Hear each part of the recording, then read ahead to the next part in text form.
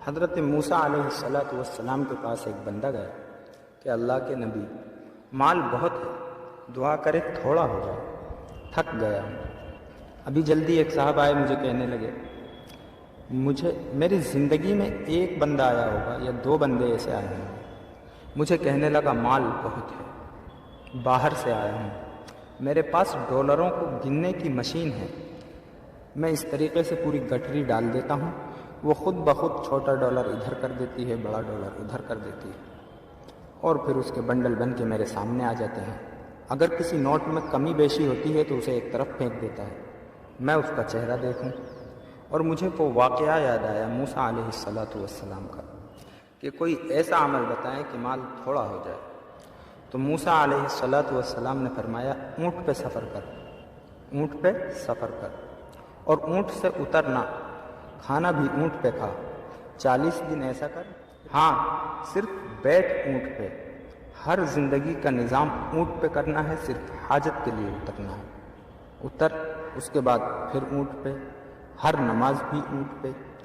اس وقت کی جو نماز عبادت تھی ان کی، دین موسوی کی، کھانا بھی اونٹ پہ۔ 40 دن کے بعد میرے پاس پھر آ۔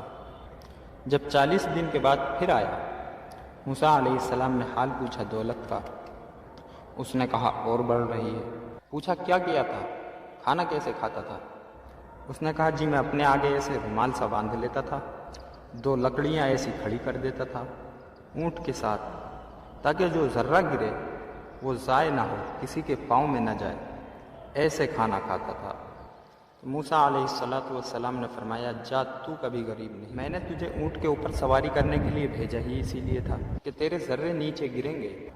آقا نے کیوں فرمایا سرور کونین صلی اللہ تعالی علیہ وسلم نے کہ جو ذروں کو اٹھا کے دسترخوان پہ گرے ہوئے ذرے، فرمایا جا تو کبھی غریب نہیں ہو سکتا، تو فقیر نہیں ہو سکتا۔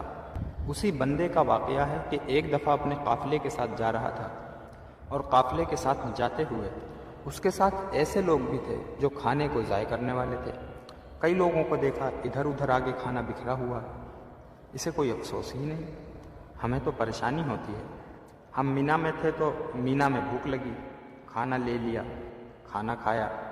ہمارے ایک ساتھی معذور تھے تو ان کی کرسی گھسیٹنے والا غریب آدمی بیچارہ، ادھر ملتان کے پاس کا بندہ تھا وہ، تو وہاں کا وہ غریب آدمی اپنے دکھڑے سنا رہا تھا۔ اس نے کھانا کھایا نا، تو اس نے اچھی اچھی چیزیں اٹھا کے اس میں ڈھیر میں پھینکتا ہے۔